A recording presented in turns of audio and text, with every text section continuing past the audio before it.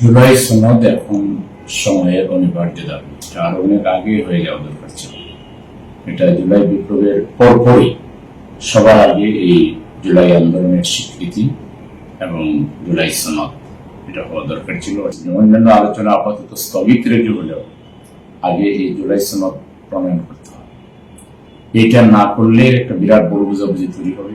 জুলাই শহীদ পরিবার, আহত পরিবার, জুলাই বিপ্লবীরা তারা যে কোনো সময় আবার তুমুল আন্দোলনে নেমে পড়তে পারে। সকল বিপ্লবী শক্তিকে একত্রিত করে একমতে এনে দ্রুত জুলাই সনদ সরকারকে প্রণয়ন করতে হবে।